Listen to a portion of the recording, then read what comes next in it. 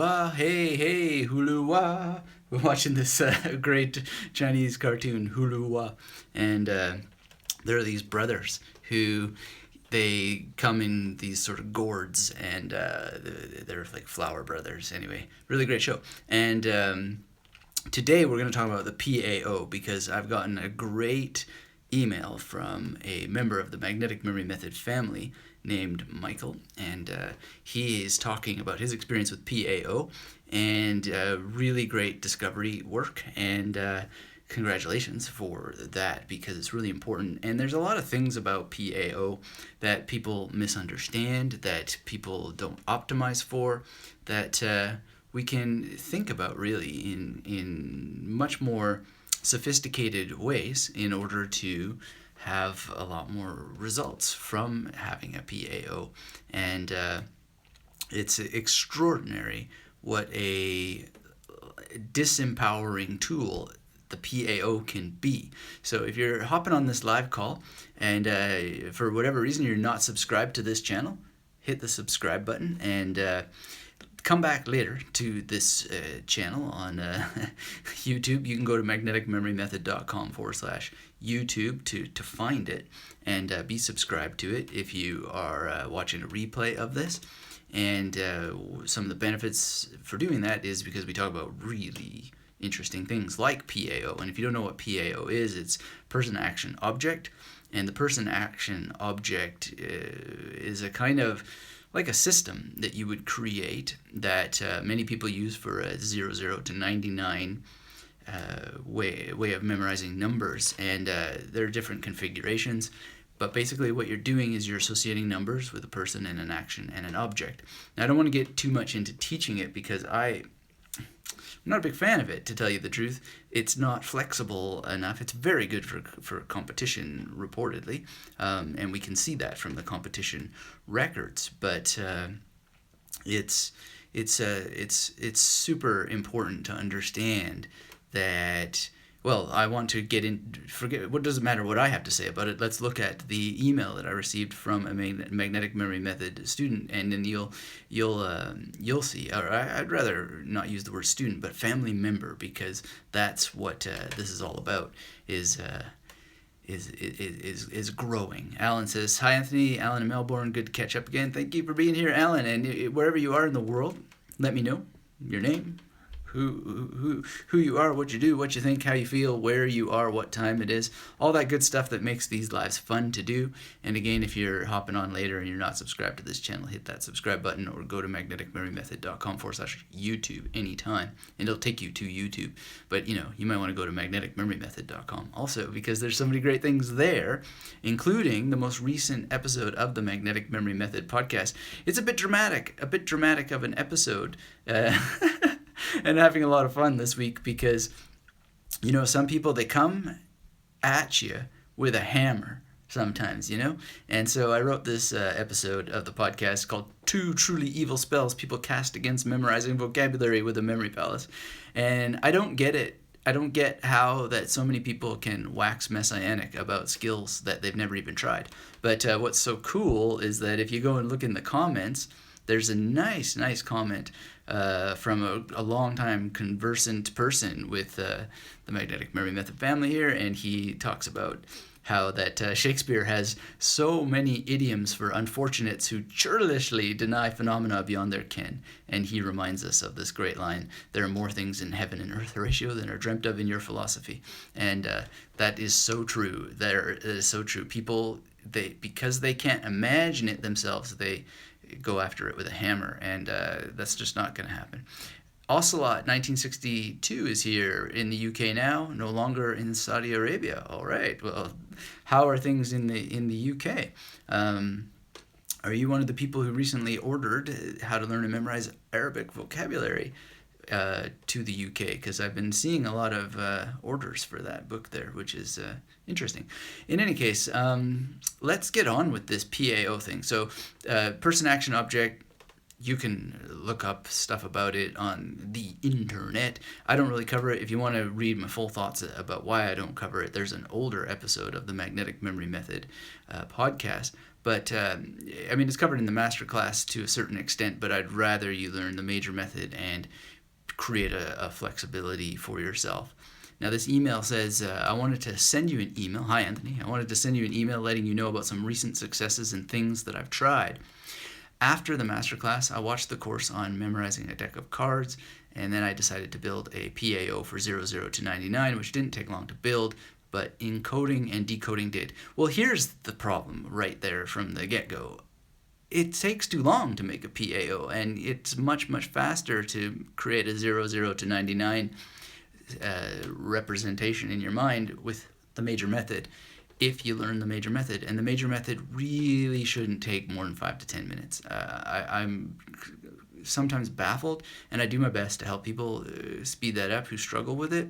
And one of the things that I'm doing to really help people is talking more about sensory modes and talking more about learning styles, so that you can, if you're willing to learn about those things, then you're going to find that something like, if you struggle with the major method, you're going to find it much easier to learn it in that 5 to 10 minute period, that it shouldn't take any more than that. Now, the thing is, and I was writing about this morning for next week's podcast or the week after podcast, is that there's a real difference between being informed and educated, and you want to just simply decide which you want to be and then go forward. Anyway, back to the email here. Michael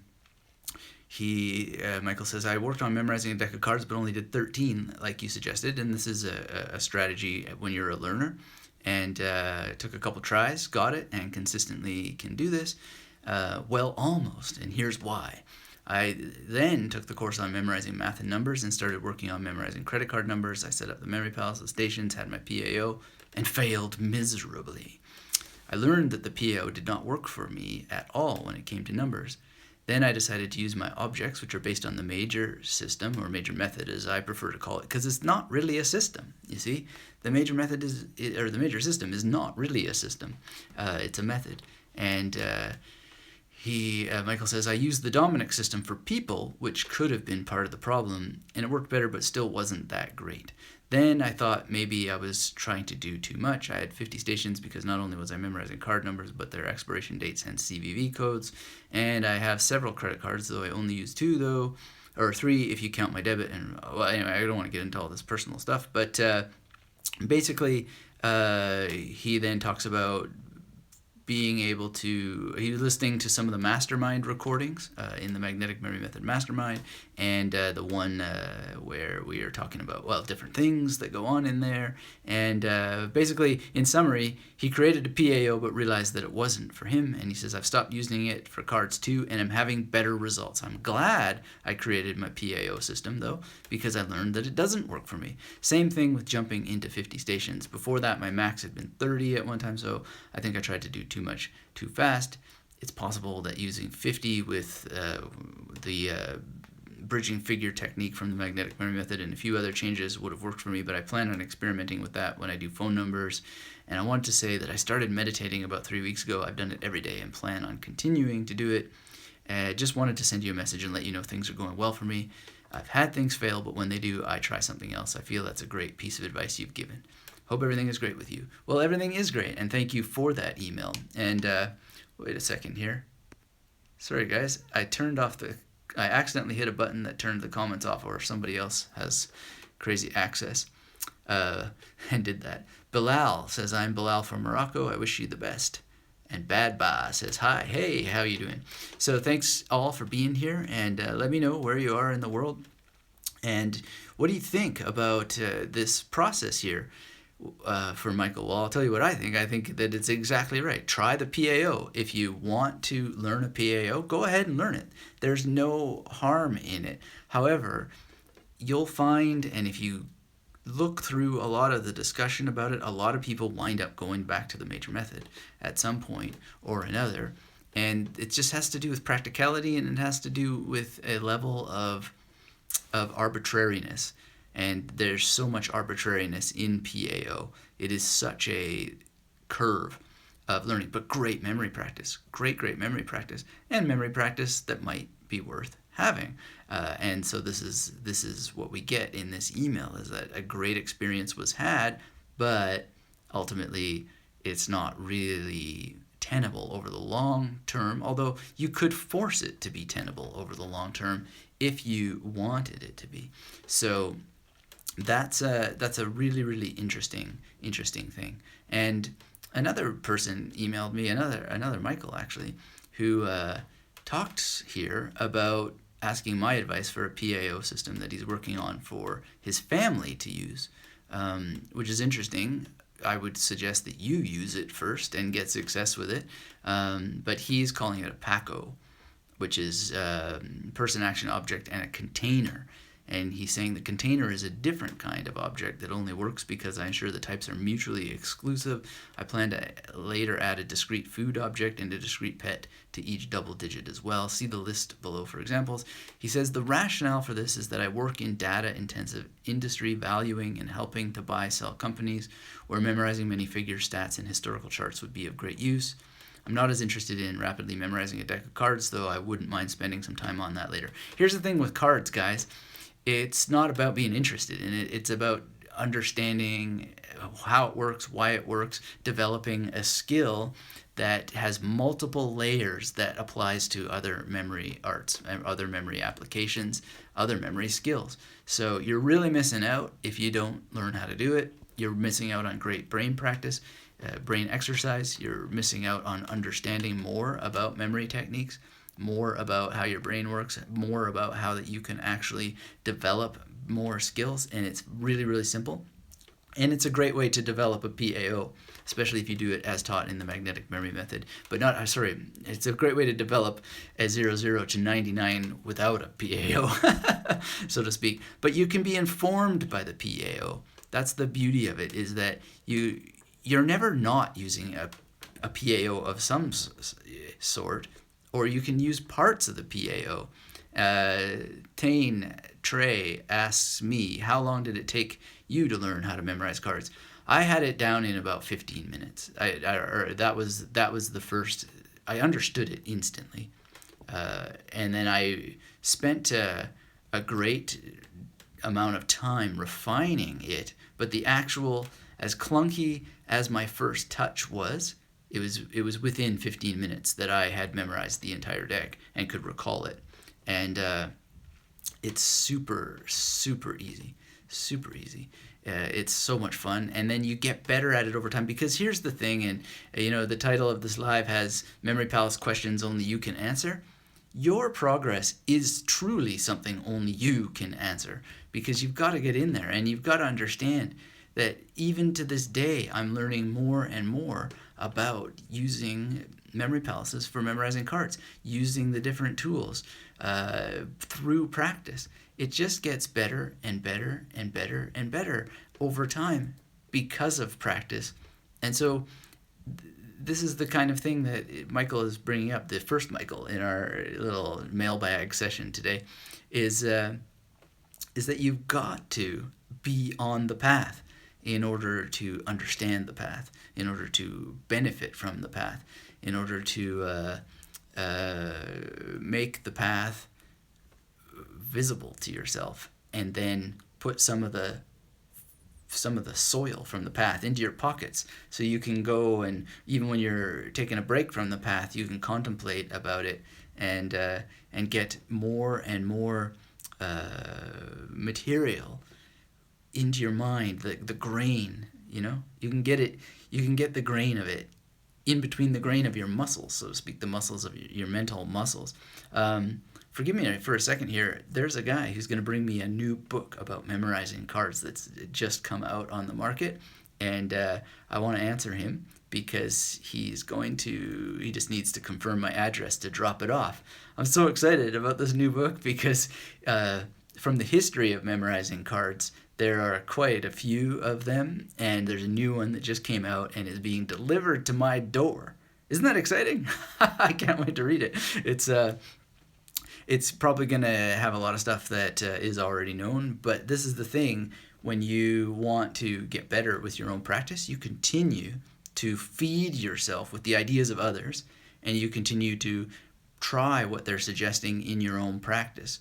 So if you're going to do a PAO, well then, you don't want to just be satisfied ever with whatever it is that you get out of that. You want to continue to study and you want to continue to see other ideas. And I am super grateful that I get these wonderful emails like from this other Michael, who we'll continue with in a second. But just want to quickly answer this email because this book that's coming my way, this new book, which I'll probably be reviewing on the Magnetic Memory Method podcast.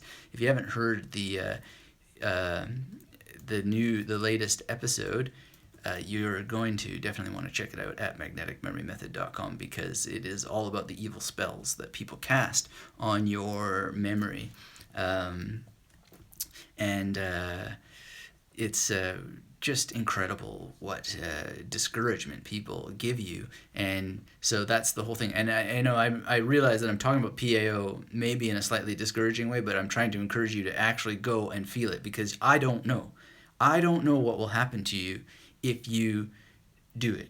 You may just gel onto that, glom onto it, and race with it and go and break memory records with it. I don't know. So you got to go and try it. You got to, if you have that itch, that urge, then jump on it. Go and do it. But anybody who's saying do this or don't do that and don't waste your time on that, what they're saying is is an evil spell. It really is. They're discouraging you when they probably haven't even done anything themselves. Bad Ba here says, I learned the card memorization from Magnetic Memory Method. I use story or linking method recalling cards. I don't want to use my memory palaces. Let me see. Why do these buttons keep changing everything? I want to read these messages. YouTube, if you're listening, make the messages stay until that I say they should leave, not at some random fadeaway. I learned the card memorization from the Magnetic Memory Method. I use story or linking method recalling cards. I didn't want to use my memory palaces. Oh. Let me see here. At the time, I didn't learn the 13 station. Oh, okay. Well, Bad Boss says, I feel memory palace should be saved for more important stuff like schoolwork. Well, I appreciate that, Bad Bob. And one would want to save memory palaces for the really important things like schoolwork, and I commend you for that. However, if you are regularly creating new memory palaces, you should never have what's called memory palace scarcity, never worrying about saving memory palaces for this or that important topic, but rather developing the practice of constantly creating memory palaces and then actually reusing them. And the cards is a great way of practicing reusing memory palaces because that's when you're going to encounter the need to deal with information that has been memorized previously in a memory palace. Without that exposure, without that practice, then memory palace scarcity can increase, and it will increase in many people. It's just a given that if you don't have enough memory palaces, you will run into that, and if you don't at least practice reusing memory palaces, even if you never actually do reuse memory palaces, if you don't have that skill, well, then you could get caught out. And I feel very strongly that it's a limitation that doesn't need to be there. So you're right. Memory palaces should be directed at the things that matter. There's nothing wrong in what you said, but there is the danger of missing out on a skill that actually will make those memory palaces that are being reserved for the important topics more powerful. So really, you can have both worlds. You can have both worlds by doing the practice. I'm just finishing this email here because I want this guy to bring the new book on memorizing cards. Okay, so shouldn't have my email on, but I needed to monitor email today because of this book. And do you guys read lots of books about memory improvement? I'm really curious if you've read any yourselves, and let me know what you've been reading recently. And I read The Memory Code recently. If you haven't heard it on Magnetic Memory Method podcast, there's a full review there. Rather an interview sort of based review with Lynn Kelly, the author. I would love if you'd go and chime in on the discussion. We're having an interesting discussion down in the comments there. That's at magneticmemorymethod.com/the-memory-code. Hope I remembered that URL correctly, probably. So we were reading this email from Mike about the PAO system. Thank you for letting me finish that email there. Oh, I think there was a question that came in. Let me see if I can get that up. Tane asks, how would you apply the MMM to instrument learning, if it has an application, that is? Which instrument are we talking about? A surgical scalpel or a musical instrument? If it's a musical instrument, that's covered in the stringed instruments, and some ideas for piano are covered in the Magnetic Memory Method Masterclass. Guitar, that's all covered in the Magnetic Memory Method Masterclass. There's actually a special approximately 30-minute tutorial on using the major method for that, and it's very powerful, and there's some emails to be read at some point. Bad Boss says, I see, thank you. Yeah, let me know if you have any further thoughts about that. I'd certainly appreciate hearing them. I think it's an important thing to discuss. And you're absolutely right, but there is a risk and danger in what you're missing out because of that. If you've hopped on the call recently, let me know where in the world you are and what you're doing, what you're thinking, how you're feeling, and what you're doing with your memory. And have you created a PAO? Now, Michael here that wrote about his asking my advice about PAO, he talks about his restrictions that he has. So he wants that the person can't be a pet or an animal type, and the object is usually a small thing done with a verb, and the container is a large thing that houses people or animals. I'm trying to make this a kid-friendly system for my family, and thus I stay away from R-rated options. My long-term thought is that I can have a person doing an action on an object frozen in my mind inside of a container. Andy Valdez just joined. What is a PAO? It's person action object. It's a method of pre-creating imagery that you will use to remember numbers primarily. There are other applications. But imagine every time you see the word 29, you not only see Jack Napier, right? Because see, this is the thing. I'm going for the major method version of it, whereas other people would arbitrarily assign the number 29 just to whoever comes to mind, okay? So it's a way of, whether you do it arbitrarily or with the major method, it's a way of seeing an image every time you see a number. So I use the major method for my 00 to 99 assignments. And what that does ultimately is it makes it very easy to have multiple images for different numbers. And then so I wind up having a PAO anyway, but I just don't have fixity. So the question is whether you're going to have a fixed or flexible PAO, or if you're going to have the PAO be very, very responsive, and that the actions that you choose for the character or whatever would be very, very much responsive to the situation. So Young J asks, is the Dominic system better than the PAO? This is not a question of better or worse. This is a question of what you're going to learn, what you're going to use, and how you're going to be on the path.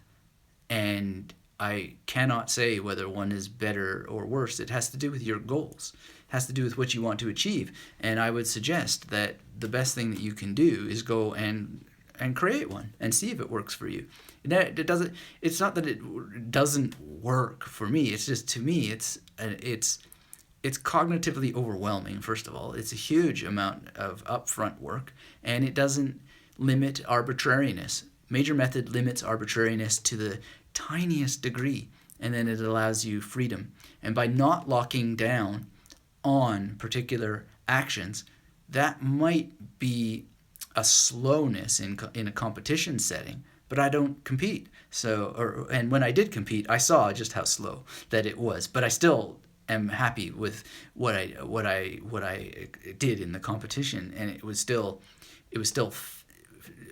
plenty fast enough. Okay, but it would have been faster if I had a PAO. There's no doubt about that. But I don't do this practice for competition purposes, and I'm very happy with my car speed, and I'm much more interested in exploring and optimizing and seeing how it changes over time, and then mapping this onto basically what happens when you apply it to language learning, what happens when you apply it to things that are important to real life. And so it turns out that cards, well, I'm a magician, so being able to memorize cards is a great thing. It does have practical value, but the practical value is really the discoveries, the mental sharpness that comes from it, the ability to actually respond to information in real time, the ability to absorb abstractions, and the ability to use the major method faster. You're doing multiple calculations all at the same time at speed in real life situations that you're then juggling in your mind. We would call it normally short-term memory. So you're extending the abilities of your short-term memory, which is, said to be 5 to 7 pieces of information, but you're extending it far beyond that, up to 52. Well, I don't know. These are scientific questions where encoding comes in and exactly how much is being encoded in short-term memory, how it's passing into long-term memory. A lot of this has to do with the strength of the memory palaces where you're placing the information, or the strength of the connections that you're making and how that's met with your practice, right? Because we know neural pathways will develop over time and be really, really strong. So everything has to do with what you've put into it, what you've understood from it, how you're into the depth of this, and what you're doing. What's the purpose? If you really want to win a competition, then you're going to put in the practice to get to competition levels, and then you're going to have a fighting chance for it. And you can get there relatively quickly. I mean, we've seen people get to it quickly and not spend inordinate amounts of time in practice, daily practice, to get to that level. But then, how does that translate to getting better at school? Well, it's really the same thing. You can still do it with a small amount of daily practice, but you just got to direct it in the direction. Badba asks, are there any tips for making the recall faster like the memory competition? I do not have assigned an action per card. I assign my action in real time, which varies. Well, that's my point. My point is that you're probably better off by having the assignments of action and object if you're going to use them. Because this is the thing. Do you always need an action and an object? I don't think so. I think that you don't have to have both all the time. It can be just an action. It can be just an object. And so when you're thinking of... well, let's see. What was it that I memorized last night? It's always interesting trying to access this, but there's a line of a song, and it's I gen tong shong chi dua hua, right? That's what it is. And so if I were messing around insisting that it had to have a person and an action and an object for every single word in that phrase of that song, right? If I was requiring myself to do that, because that's what a PAO discipline would require, this would take way too long. But just like grabbing on to whatever it is and just going with whatever works. Now, this is something that's earned through practice, and it's earned through dedication, and it's earned through the interest in actually wanting to memorize this particular Chinese song, right? And so all these things are coming together, and then the actual application just comes fast. And I asked April this morning, is that accurate? Did I get it right? And she said, yes, 100%. So that's it. I'm pleased. I'm satisfied. And I almost can't really think of what it was, what the heck it was that I was seeing there. But it clearly worked, right? And I can tell you that whatever it was not a PAO for each and every syllable and word of that, but I know what each of those words mean. And the pronunciation is not that bad. It's actually assisted by the fact that it's sung. But it's just that simple. So I hope that answers your question, Badba. It's practice that makes it faster. And I don't think that assigning a rigid action is the answer. So when we talk about cards, one of the things that makes it, when I encounter a new term or a new phrase that I want to memorize, that makes the ideas come faster, right? And I probably could retrack back if I were just quiet and not trying to avoid radio silence. I could probably track back what all those images are in that phrase. But it's because of the practice with cards and being flexible and not having a lockdown system that allows for the imagery to come faster to remember stuff. That's why people say, well, give me an example of this. And rarely do I struggle. It's because I've practiced the flexibility of imagery and letting the unconscious mind do the work. And also, there's other elements to that going on. I hope that answers your question. The answer is always practice. It's practice, and it's practice relative to the outcome that you want based on understanding the universal principles of how your memory works, understanding how that you're going to use the tools based on instructions that have been useful for you, and the usefulness of those instructions have to do with you sitting down and trying them and working with them, figuring them out. As with the first Michael's email, he says very, very clearly, like he's glad that he tackled the PAO, but it's just ultimately not for him. And I suspect that in many cases that will be the case, but you really should try it, because he can't even have the glory of that discovery without having done it, right? And the ripple effect over years and years and years will probably be felt because of the experience of doing that, right? So there's nothing to be lost from any exercise except for not doing the exercise. That is the loss. That is the loss. Not showing up is the loss always to the practice. And that applies to everything in life. This isn't just about memory. It applies to everything. It applies to this bass that's over my shoulder here. It applies to everything you want to learn, How do I get better at YouTube Lives? Well, I just do a whole bunch of YouTube Lives. Sorry for those of you who think these suck, but, if we're going to get better at them, better do them. And it's like Nelson Dellis said when he hosted the Magnetic Memory Method podcast about how to become a USA Memory Championship. You practice competition by competing. You're not going to practice competition by preparing for competition. You're going to practice competition by competing. How are you going to practice memory techniques for acing an exam? Well, not through a whole bunch of preparation and hoping and praying and wishing that you get it right. You're going to do it by actually using the memory techniques to prepare for an exam and then paying attention to what happens. How are you going to do all this? You just show up and you do it. It's beautiful. It's so simple. It's so direct. The truth is so on the surface. It's so direct, so palpable, so very much accessible to us at all times, and so obvious. It's why a lot of people don't like the truth. It's because it's so obvious. Your coffee sucks is here. Thank you for being here. Your coffee sucks. My coffee does not suck, though. I just had a beautiful one. Would you consider making memory palaces for language learning active or passive learning? I don't even know what passive learning is. I've heard this term thrown around, but if there's such a thing as passive learning, not really interested in it, because who wouldn't want to be active in any process? This fantasy that learning is just going to take place when you're sleeping or whatever, well, okay, there's consolidation, but that's memory consolidation.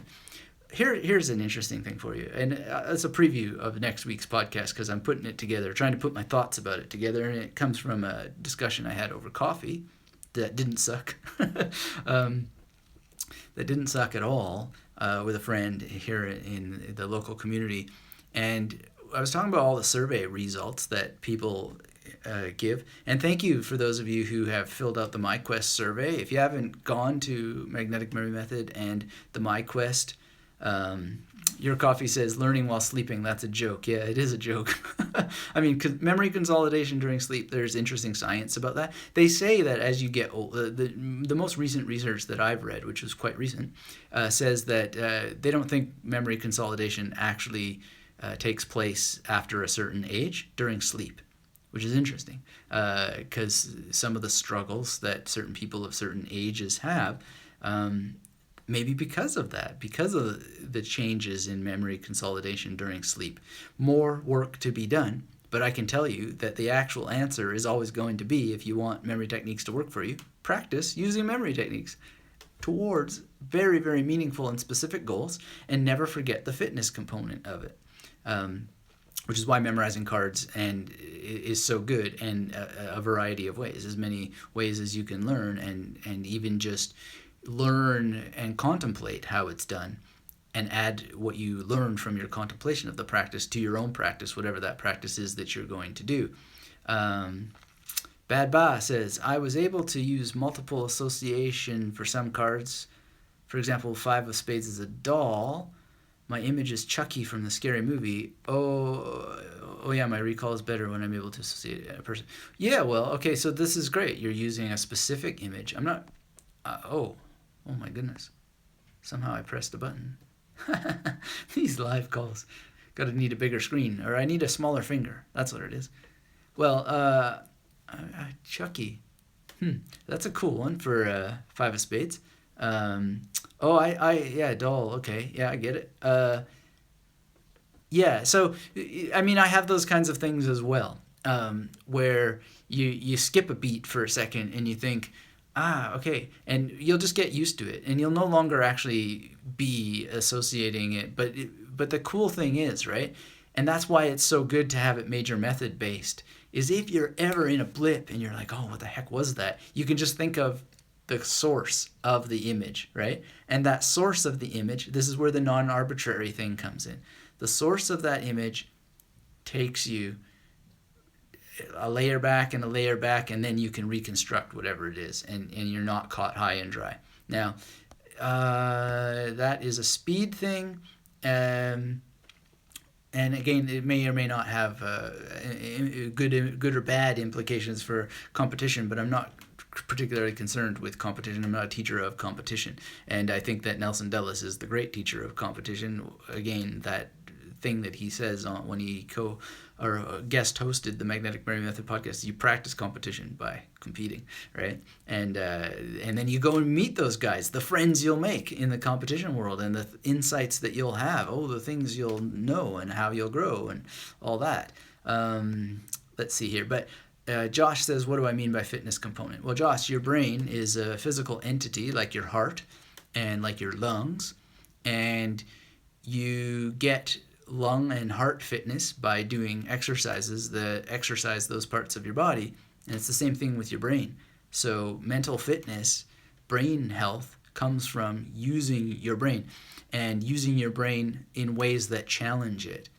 There's some interesting research about whether crossword puzzles actually give your brain any health, and then some people, when at the mere suggestion that crossword puzzles are actually not that great for brain fitness, they will come roaring at you with hammers. How could you say that crossword puzzles are rah, rah, rah, rah? Well, actually, it's pretty simple to say that crossword puzzles are probably not that great for brain fitness, especially when it's compared to memory techniques. Because here's the thing. Crossword puzzles, for a lot of people, not everyone, but for a lot of people, they actually encourage you to set challenge to the side, okay? So if you don't have an answer for it, you stop the pain of the challenge, and you either look for the answer on the next page, or you wait for next week, or you go on to the next one, right? You're not really challenging yourself in many cases. Now, some people are avid crossword puzzlers, and they'll sit there and go through everything and to the nth degree, challenging themselves until that they get to the answer, or they are exhausted, which would be like going to the gym and lifting a weight until that you reach a point of exhaustion. So you can get mental benefit from that. But what do the majority of people do, really, at the gym or with a crossword puzzle? They just a little bit of challenge, and then they're gone. They're gone to the next exercise, or they're gone to the next crossword question, So that's not real, true mental fitness for most people. What is true mental fitness that you get from memory techniques that you don't get from a lot of other puzzles and games and apps and all this other stuff that really just leads to learned weakness, learned helplessness, which is what the research suggests. This isn't just my opinion, but a lot of the research suggests that crossword puzzles lead to learned helplessness. Is that when you use memory techniques, you get it right or you get it wrong. There's just no gray area, except for the most important gray area in the world, which is the gray area where you think, what could I have done better with my imagery so that I did remember it correctly, right? Or what could I do with my imagery so that I remember it better or faster the next time, or for longer without having to do so many repetitions to get it into long-term memory. That's exciting stuff. So back to this talk that we were having in the cafe, a lot of people don't really understand something in The Matrix. Let me know if you've seen The Matrix on this live call here. And if you haven't seen The Matrix, please do. It's a good movie to watch for many reasons. But in The Matrix, and all the survey data that I have collected, and the most recent survey data for the app question, creating an app for a quest for magnetic memory method, it always comes back to the same thing. People persistently answer with, I want it to be like The Matrix. I want it to be like The Matrix where you just download Kung Fu. I know Kung Fu. And this is a deep, deep misunderstanding of The Matrix. He doesn't know Kung Fu.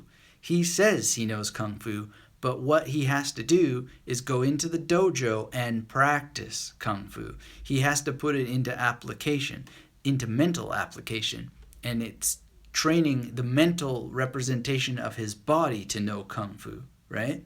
And then Morpheus says, come on and hit me, and he gets really, actually, if you analyze the scene, he gets tossed around quite a bit as the mental representation of his body is taking on the skills of Kung Fu, the knowing of Kung Fu. But he never actually knows Kung Fu except through the practice and the application of Kung Fu, which has to be practice. And that scene is a metaphor for what practice is, and it compresses time. But if you really think about it, it's showing a sequence of events as if it were longer time. And then what happens after that? Does he know Kung Fu? Well, no, not really, because then Morpheus makes him jump off a building. He gives him the red dress test, and a whole bunch of other stuff happens. And then Neo has to face the agents, right? And he has this long showdown with a bunch of agents, particularly Agent Smith, but more agents than just Agent Smith. And he ultimately has to be killed, right? And he's killed, and then after he's dead, he gets a kiss from a woman to resurrect him. And then he now realizes that he's the one. And then he uses like pseudo Kung Fu because he's actually just manipulating the code, right? And so when people say, I want it to just be like the download in The Matrix to learn these techniques and apply them and so forth, that's not a good way of thinking about it, because the Matrix itself isn't actually showing you that. The metaphor of the Matrix is that everything worth learning is learned in practice, in application. And there will be another application and another application and another application. There will be the Matrix Part 2. There will be the Matrix Part 3. And some guys don't even think that Neo is the one in their interpretation of the Matrix. They think that Agent Smith is the one. And they could be right. It's a pretty clever interpretation. If you haven't seen it, look it up. But the point being, the greater metaphor here is that you cannot download any information into your head and process it during sleep, because even if you could do that, it still would not be having the information. You have information in practice. You have it in practice. So let's go back to this question from Michael number 2 here. And he says that his requirements, his restrictions for his PAO would be that the person can't be a pet animal type. The object is usually a small thing done with a verb. The container is a large thing that houses people, animals, and he's trying to make this a kid-friendly system for his family, and thus he stays away from R-rated options. Well, it sounds great. And he says, my long-term thought is that I can have a person doing an action on an object frozen in my mind inside of a container. Each of these PACOs, because it's person, action, container, object, could be eating a food and own a pet. Thus, in one Loki, if it is graphic and memorable enough, I can encode up to 6 double-digit items. Well, if it's graphic and memorable enough, I mean, if you don't want R-rated options, then how are you going to make it graphic enough? I'm not entirely sure. But being able to encode up to 6 double-digit items. I'm just wondering if this is overkill and what might be the best way to get my brain to internalize the PACOs, PACOs, instead of PAO. My question is, should I develop a separate journey of 110 locations, perhaps 11 rooms of 10 Loki, which I use to memorize the PACOs? Also, if I start with just the traditional PAO and the additional C later, will that be counterproductive to just memorizing all the options up front? Do you have any other advice on how I can most effectively internalize the system so that I think just about think of pictures in place of double digits? What do you all think? No one answered me whether or not you've seen The Matrix. Really? Should I take that as a no? You haven't seen The Matrix? Well, thank you in any case for the comments and questions so far, but that's kind of no fans of The Matrix? Really? It's got some great memory palaces in it, I can tell you that. So missing out big time. Yeah, my thoughts about all this is go ahead and try all these things. I really would like to see the person do it in action. Dan says, yes, I have. Okay, Dan, one Matrix fan. Well, you haven't even said if you're a fan. You've seen it. Bad Boss says, I've seen The Matrix. Great. So we got 2.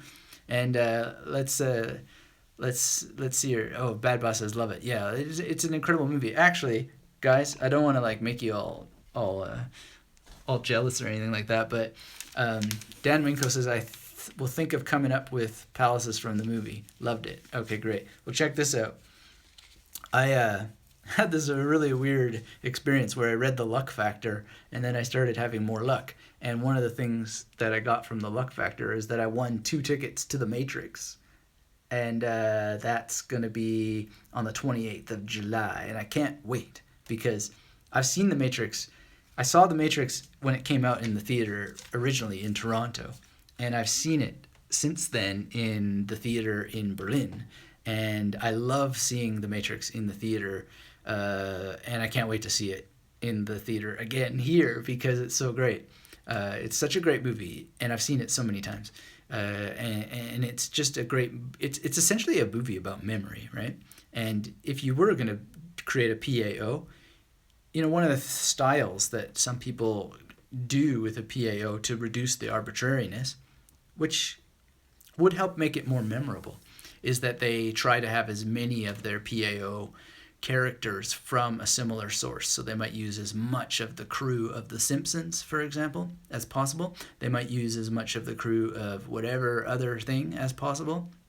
And The Matrix has a number of characters, not 00 to 99 numbers of characters, but a sufficient number, especially when you go through all 3 of the series. So if you knew them, and if you were just to focus on movies that you loved, you could probably come up with all the characters pretty quick, which is maybe an answer to Mike's question here about his approach. However, the honest answer is I just don't know until that you've done it and you tell me whether it worked or not. My advice is to do it, to say yes to your impulse, to your thoughts and ideas.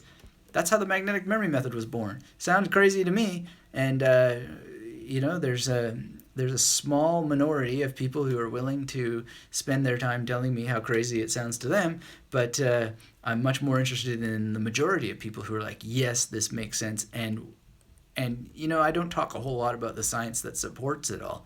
Well, we can talk about the science. I mean, a lot of it has to do with all kinds of terminology that will make the eyes of many people glaze over. And the more that I do my own research into memory science, the more it's just confirmed and confirmed. But who cares about the journals, and who cares about all that stuff? We care about the actual diving in, use, and practice. And that's what I'm doing every day. Like I study it because it's interesting to me. It's part of my passion to know more and more and more. But to now looking at backward masking and all kinds of this stuff, I'm just like, whoa, yeah, hell yeah. But it doesn't change the practice. It doesn't change the thousands and thousands and thousands of years that these techniques have been evolving, being added to, being used. And that's the whole point about knowledge here and what matters. What matters is use. So, Mike, if you have this idea of creating a PACO, person, action, object, and container, go out there and do it. Do it. That's the ultimate advice for it. And how you can most effectively internalize the system, that is where the doing will answer the question. The question is usually answered by doing, some form of doing when it comes to these techniques, because no one can really actualize your ideas except for you. And if you have guidance from a teacher and so forth, milk it for all that you can through application, use of the ideas. And that's the way that you get things going for yourself. But at the end of the day, memory techniques are self-study. They're very much a self-study thing. No one can see inside your brain. No one can see inside your mind. You may not even be able to see inside your mind because of aphantasia or whatever, but those are still not barriers to learning memory techniques, to gathering information, manipulating information, using what you already know to attach to what you don't know, and going from there and enjoying. So that's really, I think, what we have to say here. Looking at my email, someone says, can I please help learning the Indian Constitution, articles or scheme to learn things like it, important dates and historical events, associations and conventions of world countries? I would highly recommend going to magneticmemorymethod.com and learning the major method. You can go to magneticmemorymethod.com/major-method. There's a tutorial there. It's free. If you learn how to use the major method, you're going to find so many things. Bad Boss says, are you going to put up the video Memory Champion Memory Palace Secrets? Did not get to see it, and it's not coming up. Bad Boss, that is an interesting question, and somehow the answer to that is going to have to, we're going to have to redo it, essentially. But we could also rehearse it here. Basically, what I was talking about, if memory serves, is that the Memory Champion techniques are really, well, like we've been talking here, there are skills for competition and there are skills for learning, and one informs the other, but they're not the same, because so many of those memory competition techniques are for competition results, outcomes, right? So what you will remember from all those cards and all those digits and all that vocabulary and the abstract images and whatever else might be in there is not the same skill that it's going to take to memorize information that you're then going to put towards the goal of learning a language, which is then going to use your memory in a different way, because you're going to use the big five of language learning and the big five of learning in general in order to feed your memory, and then use of those things is going to allow your memory to feed each of those things: reading, writing, speaking, and listening. And then another point that we picked up there was that the whole Nelson Dellis point, that if you want, that competition is itself a practice. If you want to get good at competition, then practice competing. It's as simple as that. And it's an important point. It's an important point that cannot be overdone. It cannot be understood. It's just really super important. Josh asks, can I elaborate on the big five of language learning? I'd really encourage you to go and watch my YouTube video on the big five of language learning, and it goes into it. It's actually only 6 minutes. Probably if I get into it now, take longer than 6 minutes. But please watch it. Look it up. Put Magnetic Memory Method YouTube Big Five of Language Learning, and it'll come up. And there's a lot of material around that for you. It's a nice thing to understand, because a lot of people don't understand it, and they don't learn a language as easily as they could, because they're not accessing enough of their brain's representation systems or representation processing. So people will focus on the things that are least likely to ever help them, right? Which is like these apps, and they think, and I don't want to name any of them, because those people are doing good work in the world, and they are helping at a certain level, and it needs to be. It just is. There's no need to criticize it, but we do need to be honest about it and understand that a lot of what's happening with the language learning apps is that people are being very good at responding to machines. And so you learn how to respond to cues inside of an app, but you can't do it outside of the app. That's called digital amnesia. It's a huge problem. How do you deal with digital amnesia? Well, one way is not to throw away the apps, to not use them, although that's an option, and it might be the best one that you go for at the end of the day. But you want to make sure that you're actually reading, writing, speaking, listening to the language, and doing that with other human beings so that it serves your memory, which is the fifth, right? And if you think that you're learning a language by answering questions to a robot that doesn't know about you, doesn't care about you, doesn't help you cultivate what it is you might actually want to speak in a language, you, not anybody else who wrote a textbook or a corporate audio program or some other thing, but what you need, right? Well, only you can discover what you need. And you'll discover it by making sure that every day, you're reading, writing, listening, and speaking in ways that serve your memory, and so that your memory can serve listening, reading, writing, and speaking based on your journey, what it is you want to accomplish with that language, which means that you have to have a little bit of mental stretching and think about, what does fluency mean for me? What does fluency mean for me? And what are the steps, what are the milestones along the way that I'm going to have to conquer in order to get it? And this is what nobody else can do except for you, right? So there are great teachers out there who teach all kinds of different things about language learning and how to do it. Study from them, but don't just be a consumer of the things that they say.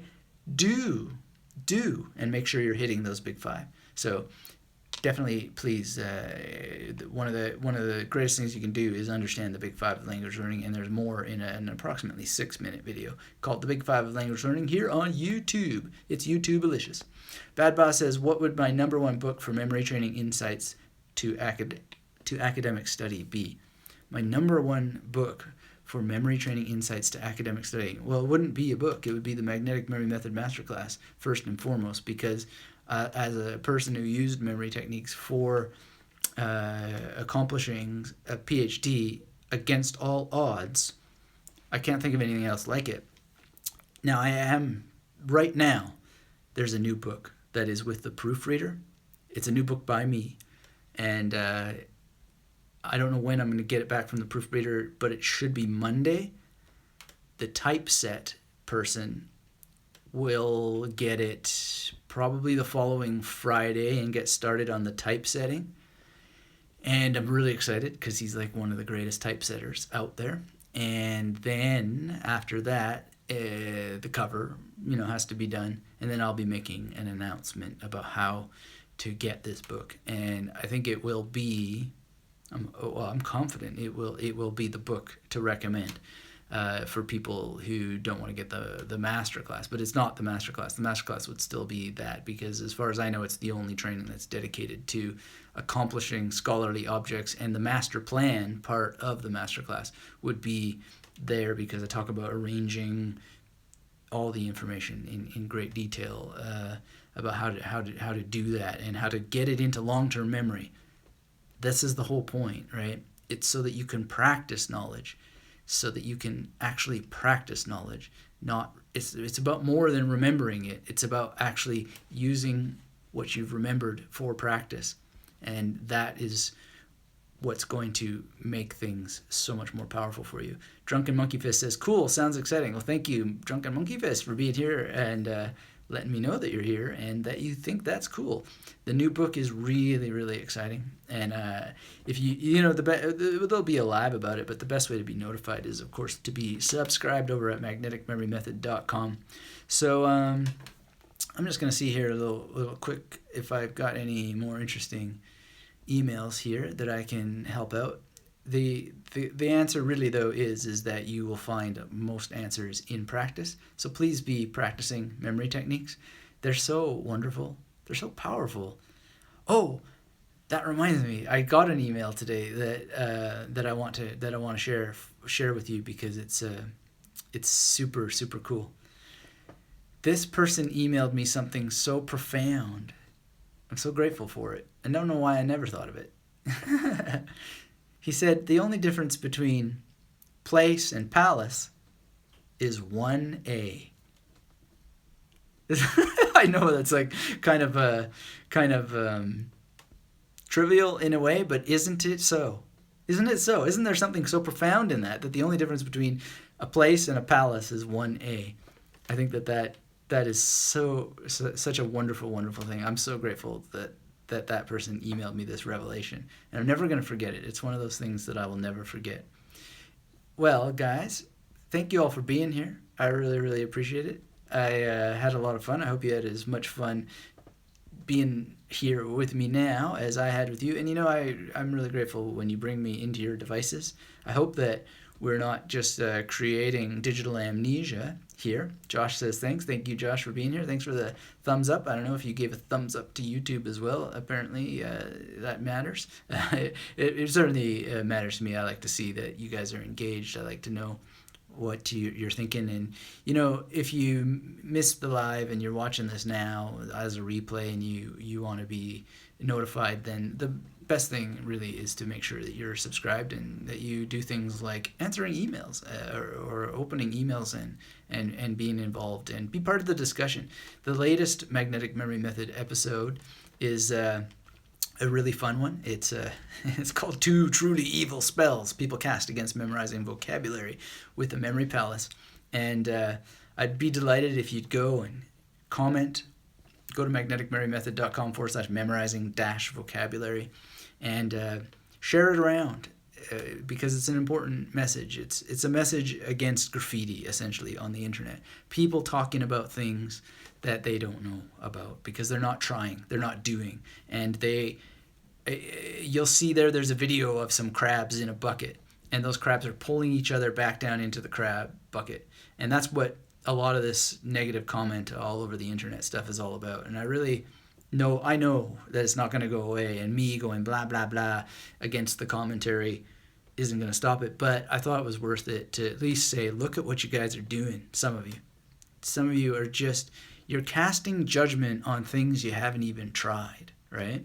And even then, and this is the point of this whole PAO discussion today, is you might want to be aware of the issues that can come up with a PAO, such as it's got an arbitrary element that creates more upfront work than the alternative, which is a major method, 0 to 99. And a PAO, yes, it can be useful in certain contexts to have a person, action, object, and in the case of Michael's suggestion, a container. That can be useful. Great. Explore it. But think about the application to the goal that you want, the outcome that you want. Do you really need a person, action, and object religiously applied, dogmatically applied to each and everything? The answer is no. No, you don't. You don't. And you might want to avoid it. So that's what the latest episode is all about. This is a YouTube Live that is half linked to it and half just about the PAO because I received some interesting email about it and thought that you might want to check it out. And this will be sent to Mike and his ideas about the person, action, object plus a container. And I hope that it helps you, gives you some ideas. But the big message today is you will learn everything from practice And I hope that you keep practicing. I hope you let me know what you're doing with your practice. And I hope that you, if you haven't seen The Matrix, that you will see The Matrix. Many cool memory palaces to be made. And if you want to be notified of the new book that will be coming out soon, seems like in August, then make sure that you're plugged in to all the places that will be plugged in. And again, the new episode for the Magnetic Memory Method podcast, episode 181, I believe, is at magneticmemorymethod.com/memorizing-vocabulary. A little bit dramatic today. 2 truly evil spells people cast against memorizing vocabulary with a memory palace. Don't be caught, because there is so much glory and freedom and enjoyment and power in exploring and applying techniques. And you know what? Just as Michael found today with the PAO, didn't quite work out for him, and he's doing other things now, but the ripple effect will be so profound over time, and it will be so useful for you over time that you are going to be overjoyed by what happens to you by actually practicing. So don't be dissuaded. Try. 99% of people give up after the first little thing. That's that learned helplessness that we talked about with the crossword puzzle. Now, again, not everybody gets that negative effect of crossword puzzles, but a lot of people do. But don't be trapped. Don't be trapped. Move forward. Try. Explore. To seek, to find. And, that's a great one. Oh, what was it? Let me think. To seek, to find, and not to yield. I'm missing something there. I gotta go and do my memory thing. What does Adam say here? To seek, to find, to hope, and not to yield. Whew! I'm gonna get red in the cheeks. I've forgotten something. Actually, you know what? The truth is I've never memorized Ulysses. Why have I not memorized that poem, Ulysses? Has anybody here memorized Ulysses? I think it's to seek, to find, to hope, and not to yield. To seek, to find, and not to yield. Anybody know? Does anybody know? Anybody on Google before we call this a day? Adam says, oh my God, how can I be this lucky twice in 1 week? Anthony Metivier, that video I have watched. Most people give up. Try and keep going. Try and keep going. Try and keep going. That's a good one. Well, if no one else is going to look it up, I'm going to look it up.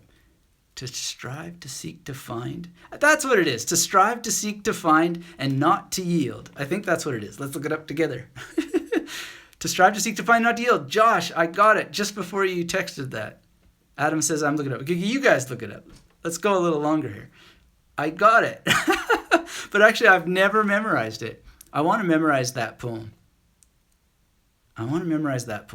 It's a beautiful poem. If you haven't read it, I'm going to look it up now myself. Ulysses. See, this is the thing. I want to share this with you guys. To strive, to seek, to find, and not to yield. I want to share this with you because it's really, really important.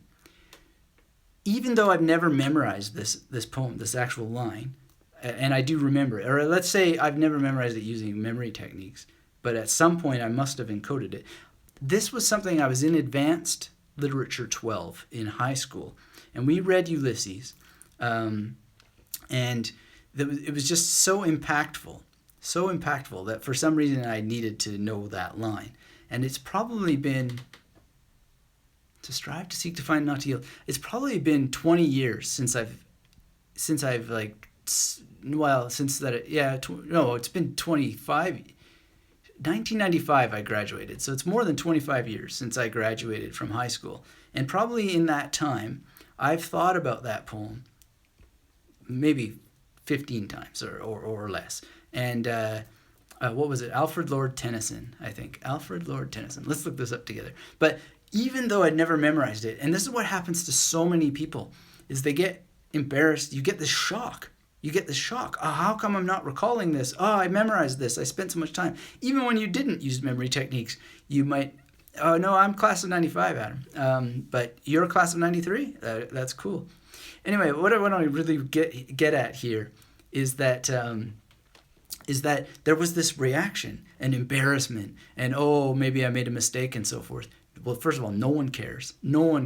But if you just give yourself a second and you don't let that rush, that biological rush of chemicals overwhelm you, and you think about it and you get back, even if you haven't used memory techniques, you might recall something. You might actually get it back. And just ahead of that that reminder there, I was just getting frustrated. You could see me if you want to go back. You can see him get frustrated, a little embarrassed, a little bit of radio silence there. And I'm like, oh my God, how could I have forgotten the most important line in all of history? But then it came back. It popped back just before Josh. And thanks, Josh, for popping that there. To strive, to seek, to find, and not to yield. There it is. So Adam says, not letting the biological rush of chemicals overtake you is tough. It is, but it is itself a practice. And you know, it's happened to me. I do it anyway because I want to practice it. But if I feel like I can't remember a guy's name that I meet again, I still say it anyway. And I'll even tell him, I'll say, you know what? I practice memory techniques, and for some reason, I might make a mistake here.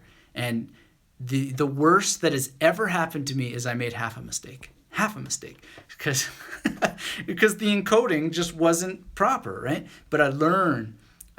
So getting half a guy's name right is still kind of a little bit embarrassing. But you know what?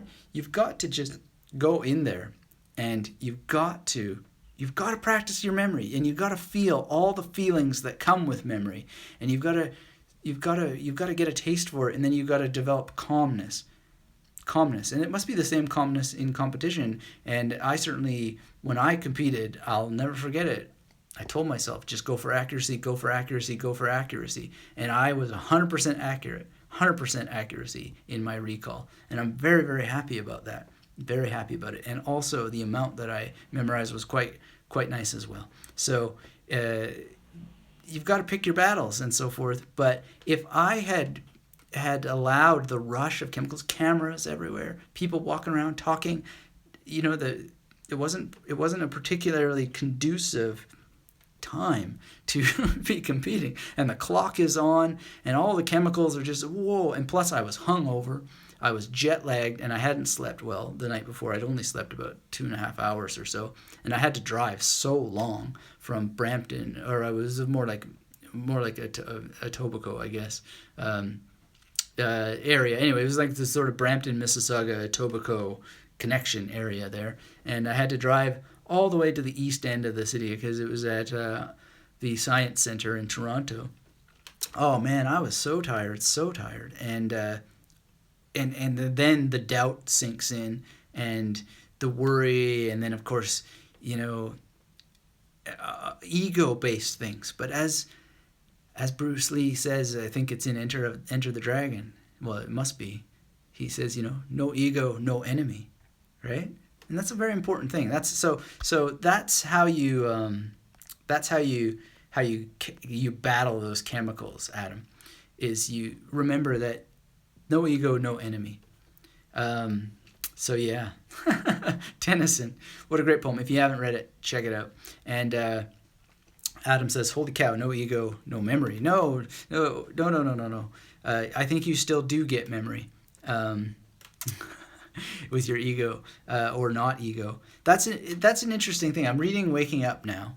You know, I have a podcast about the 11 reasons why you should reread a book once a month. And this month I'm rereading Sam Harris's Waking Up. And it turns out that book is a lot more about memory than I thought. When I first read it. And when I first read it, admittedly, I wasn't really thinking about memory that much at the time. But he's talking about memory. He uses the word memory a lot. And this whole thing about no ego, no memory, really what's so interesting is for the people who have had their brains split in two through surgery, they end up basically having two consciousnesses. And what's interesting is that you can teach the memory of one side, and the other side will be completely unaware of it, but still know it. Isn't that interesting? So no ego, no memory isn't quite right, because you can have an ego and still have memory of things. And if you've used spaced repetition software, you may have felt that effect. Doesn't mean that you have knowledge, but you can remember things without really knowing how that you remembered it, just through blunt force exposure over time. But in any case, that's a discussion perhaps for a different day. But this month's book that I would highly recommend now that ego has come up would be Sam Harris's Waking Up. It is such a great book. It's probably one of the most important books that has been written on the topic of meditation, and I would say even of memory, because it is so interesting what you'll discover in it about memory, your own memory, and your own misconceptions and misperceptions of what it is that's going on in your memory. So, one equal temper of heroic hearts, made weak by time and fate, but strong in will to strive, to seek, to find, and not to yield. There we go. Well, thank you all for being here today. I hope you'll come and visit me at magneticmemorymethod.com. And for more about this thing, about competition and what happens in the moment, if you haven't heard the recent interview with Brad Zupp, please go check it out. He was talking on the show. The purpose of the episode was to talk about having a mental passwords manager, being able to memorize passwords and increase your cybersecurity. So that's magneticmemorymethod.com/passwords-manager. But the reason that it comes to mind is because he came very close to breaking a memory record, and he talks about a similar situation with how the situation influenced his ability to be present to the actual encoding and decoding of information, and that's essentially what we all struggle with, or we don't have to struggle with it. That's the thing, we don't have to struggle with it, but that we all face is that memory is a chemical reality. Memory is the process of, as information comes into your brain, your brain just splatters it all over the place. And it may or may not create an algorithm or some sort of code or pattern that can be captured, so that, I mean, they're talking now about implants that would allow you to record the actual code, so to speak, of what someone else had remembered. And then if you had a brain damage that stopped your memory abilities or ruined your memory abilities, actually pulsing that code into your brain to reteach, to retrain your brain to remember things. It's pretty wild stuff. I don't know how much you guys study the memory science of today, what they're doing today, but it's just really, really great. And it's just constantly a reassertion of the point that our memory is a chemical state. And those chemicals are in a location. They're in a location. And that location matters very, very much, because using encoding processes, we can influence the scatter shot and direct a little bit more, be more involved in where that information is encoded and how that it's encoded, the depth and integrity of its encoding, and actually the chemical location. Now, we might not know where that chemical location is. It seems very much that the hippocampus is involved in this, but without worrying too much about all the back end stuff, right? We can, at the front end, using memory techniques, we can capture and direct the spray, and we know just how much can be recalled. We know it in competition standards. We know it with other things like Dr. Yip's video, if you ever want to watch that. And you know it through your own personal practice. We know it from some of the emails that we read today, particularly the first one from the first Michael and what he has discovered. We know that this, and you'll know it through your own personal practice. So it's always through your own personal practice, but understand, and this is why relaxation is so important to cultivate and to make part of your practice, and why I'm so glad that the first Michael on today's Magnetic Memory Method mailbag attempts here, he says, I wanted to say too that I started meditating about 3 weeks ago. I've done it every day and plan to continue doing it. That's going to make the hugest difference in the world, because, I don't know, Adam, not letting the biological rush of chemicals overtake you may be tough, but meditation is one very powerful tool for you to explore in terms of letting yourself just be at peace with that rush of chemicals, and let what it was that you wanted to remember come. Let it come back. Let it come back. And if you're ever caught out, don't make a big deal out of it. It's Adam says, "You the best, dude." Well, thank you kindly. But there's a thing in magic that they say, which is don't run if you're not being chased. It's one of the best advices that you could ever take in life, period, even if you're not a magician. But that's usually when the magician gives away the trick, and telepathically communicates what it is that they're doing. So even if the audience member doesn't see what's being done, they'll still have it received by a part of their brain. But so much of the art and the practice is being present. It's just being present and responding to cues and getting out of your own way. So that's true whether you've used memory techniques or not. And that's a very powerful lesson from today that just happened, that just emerged from the ether of emerging experience, is that you don't even have to have encoded information in order for it to come back if you just get out of the way. So we know this. We're trying to remember the name of a person or the line of a song or whatever the case may be. If we just sometimes just let it go, it'll come back like 5 or 10 minutes later or sooner, just by letting it go, by not trying to access it, because some of that attempt of access is throwing more noise into the system. It's throwing more noise into the network that's already noisy enough as it is. And so if you just leave it alone, it'll come back to some sort of equilibrium, and from that equilibrium it'll spit out whatever it was that you were looking for. A lot of this is unknown, why that it happens. Some of it's related to the ugly sister effect. Some of it's just unknown. Probably will always be unknown. In any case, again, Adam says, heck yeah, that attempt to access has been throwing me off for years. Well, it's just partly because new information is always coming in. Your brain is always coming in. So one last little tip before that we take off. It's a tip that I will probably give from time to time, and that is, because it happens to all of us from time to time, is we'll go from one room into another room, and when we get to the next room, we'll not remember what the heck it was that we went in there for. It could be socks, it could be you were looking for a hammer or whatever.